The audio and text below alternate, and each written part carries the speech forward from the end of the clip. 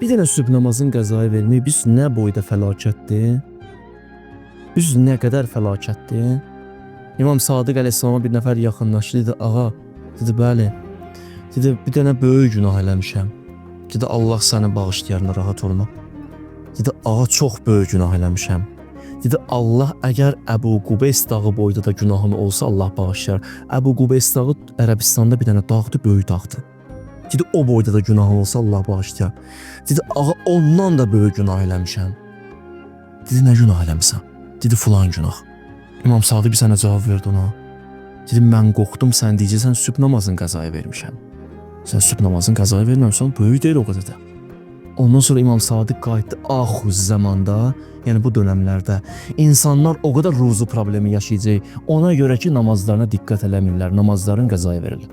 İmam Sadiqdən yenə oxumuşam bu hədisi. İmam Sadiq əleyhissalam buyurur, dünyada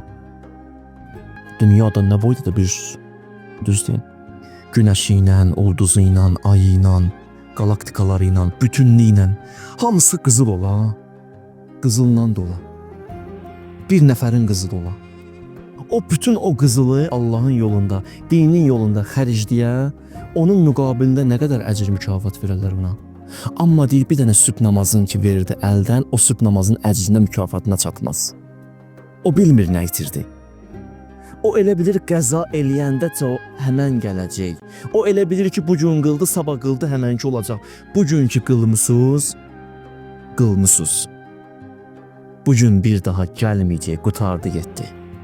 Ömrümüzdə bir gün idi, o bugün idi. Verdiysə qəzaya verdiyi getdi, Allah uzaq eləsin. Daha bir də qayıtmayacaq. Nə mən dünyaya qayıtacağım, nə o gün qayıtacaq. Bugünkü sübh oldu ya, o bir də qayıtmayacaq, getdi.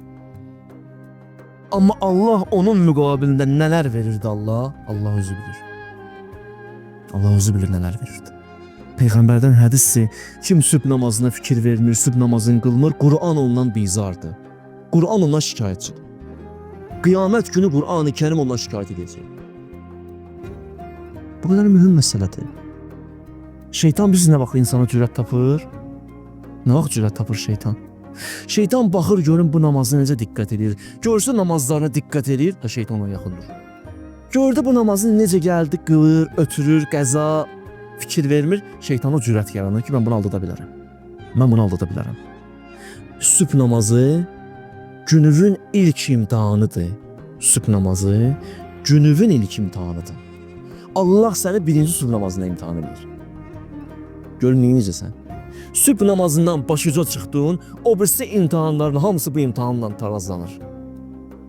Sübh namazı ilə əgər çıxdın imtihana, Əbazər deyirdi, sübh namazı elə bir bənzəyir dəvəyə. Dəvənin başını çəkdin özbə tərəf, aşağı aydın dəvə oturacaq. Əgər sübh namazının gözəl başını o gün sənin üçün qəşəng keçəcək. Bir dənə baxın həyatınıza, deyir, sübh namazı belədir. Ki, sübh namazı ki qəzaya getdi, o gün insanın həyatı olur bərbad. Elə bir yaşamadı o günü. Əgər duyursa ya insan bunu, duymursa insan demək çox tənəzzül edib ha. Çox tənəzzül edib. O insan ki, sübhü qəzaya verib, heç narahatçılıq da keçirmir, çox düşüb mənəviyyatdan, çox düşüb. Gözündən əgər damla düşmürsə ki, niyə mənim əlimdən bu sübh namazı çıxdı, o çox tənəzzül edib. Çox gedib aşağıya, xəbəri yoxdur. Bu qədər qiymətlidir. Amma necə eləsin? Necə eləsin insan sübh namazını qəzaya verməsin? 9 dənə şərt deyirəmsə, bunu yana bitirirəm. Neyləsin insanlar? Mənə çox xəbər göndərmişdi, ona gün mövzunu yazdım. Sübh namazını qəzaya verməyək, neyniyək? Birinci şərti budur. Axşam yatanda yəqin alında yat ki, mən 100% sübh namazına duracağım. Yəqin, psixoloji bir şeydir. Bax, sənə elə bir səhər durub getməlisən başqa ölkəyə, bileti də alıb qoyumsan, axşam necə yatırsan? Axşam elə yatırsan ki, sübh durmalıyam mən. Heç özün elə birdən ayırırsan ayağa. Heç yorulmaq da yoxdur, elə yerindən qalxdın getdin. Niyə? Psixoloji beynində oturub ki, mən 100% getməliyəm, 100% oyanmalıyam. Bu oturdu sənin zehnivə, mən gecə bax bunu fikirləş, mən sübh vaxtı 100% qalxmalıyam ayağa. Bu işi gör, qalxacaqsan, birinci şərtdir. İkinci şərt, elə ki gözlərini açdın, azam verilib, gözünü açdın. Nə bağlı deyəsən ki 5 dəqiqədə yatın. Gözünü açdın, qalx ayağa. O 5 dəqiqəni yatdın, qutardı getdi. Birinci 5 dəqiqə, ikinci 5 dəqiqə istəyəcək. İkinci 5, üçüncü 5. 10 dəqiqə, 20 dəqiqə, yarım saat sübh namazı getdi qəzaya. Alimlərdən biri deyirdi, əxlaq ustadlarından biri deyirdi, sübh azanı verildi, dostundan danışırdı. O dostum deyir, sübh azanı verilən kimi durğuzdu. Gözlərini açdı, dedi, dur namaz qıl yanındakiler dedi. Dedi, qoy 5 dəqiqə yatın duraram. Deyir, yatdı. Amma bir dənə yuxu gördü. Deyir, onu gördüm yuxuda həmən o yatan deyir. Yuxuda gördüm ki, gedirəm yolla. Yanımda da bir dənə böyük bir dənə heyvan gedir. Hər ləhzə gördüm o böyük heyvan balacalaşdı. Get-gedə balacalaşır, get-gedə balacalaşır, get-gedə xırdalaşdı, axırda yox oldu. Yox olan kimi mən gözlərimi açdım. Gözlərimi açan kimi gördüm gün çıxıb. Başa düşdüm ki, Allah demək istəyir ki, sənin üçün sübh azanın vaxtı ki, daxil oldu, böyük nemət hazırlamışam. Hər 5 dəqiqə getdikcə azalır. Elə ki, gəldin, lap axıra düşdün, lap xırda qalır. Elə ki, gün çıxdı, o xırda da gedir. Mən dərk etdim, Allah mənimlə danışır. Allah mənə başa salmaq istəyir. Gözlərimi açdın, ayıl, qalx ayağa. Üçüncü şərt. Bu Ayətullah Behçətin tövsiyəsidir.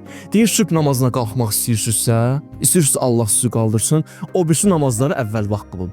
Əgər 4 dənə namazı əvvəl vaxt qılsaq, sübh namazda Allah bizi ayıracaq. Bu üçüncü şərt. Dördüncü şərt.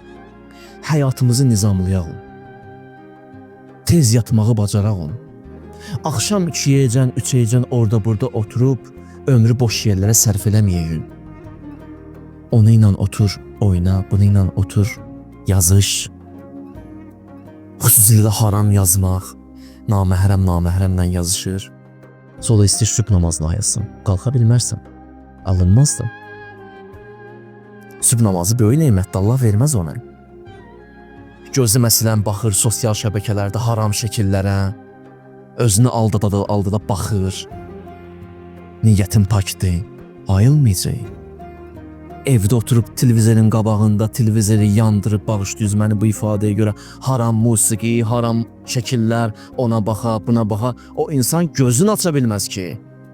O gözləri bağlanıb, zəncirlənib. Axşam tez yatmağı bacarsan insan. Gecə 2-də 3-də evə gəlməklə deyil, nizamlı gün yatmaq üzrə. Həyatınızı nizamlı yol, necə gəldi eləmir. Gecə 2-də 3-də yatmaqla qalxa bilməyəcəksən, oyana bilməyəcəksən. Gecənin ən yaxşı vaxtını yatmırsansa, o vaxt ki Allah tapşırıb ki, o vaxtda yorğunluq çıxa, o vaxtı gələk yatasan, gecənin bir miqdarını oyanasan. Onu eləməsə insanın alınmayacaq. 5-ci şərt. Axşam çox yeyib yatmaqla insan sübh namazına qalxmaz. Bunu elmdə sübut edib, insan ki çox yedi, yuxu gətirər. Fikir vermisiniz, çox yeyəndə insana yuxu gəlir. Yuxu da gəldi, artıq yuxu gələr. Gözün ayılmaq istəmir, hey yatmaq istəyir. İnsan var 8 saat yatır, 9 saat yatır, 10 saat yatır, yorulmur. İstəyir hey yatsın. Bu həyat deyil, vallahi həyat deyil. Adam günün 10 saatını məgər yatar? Hayıfdır o 10 saat yatmaq. Alimlər narahat olurdu yatanda ki, gedir ömür. 10 saat yatmazlar. Axşam çox yeməsin. İsa Peyğəmbərin sözü var, deyir, ey bən İsrail, az yiyin, az yiyin. Çünki yeməyi çoxaltsa, yuxu çoxalar. Yuxu çoxaldı, namazdan azalacaq. Yatmamışdan 2 saat qabağa yeməyi saxlayın. Hatta tibbi nöqteyi nəzərdən sizə deyirəm. Yatmamışdan 2 saat qabaq yiyin, yatın.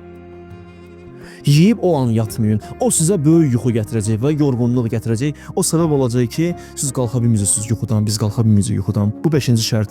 6-cı şərt nədir? Gecə yatmamışdan qabaq tövbə eləyin. Tövbə eləyin. Çünki günahın xüsusiyyəti budur. Günah adamın ayağın o qədər zəncirləyir ki, qalxa bilmir yerindən. Az olub ki, insanlar mən eşitmişəm dəfələrlə deyirlər. Deyir, açmışam gözlərimi, vallah qalxmaq istəyirəm, qalxa bilmirəm. Yerimdən durmaq istəyirəm, sanki tutublar əllərimdən, deyirlər, qalxma.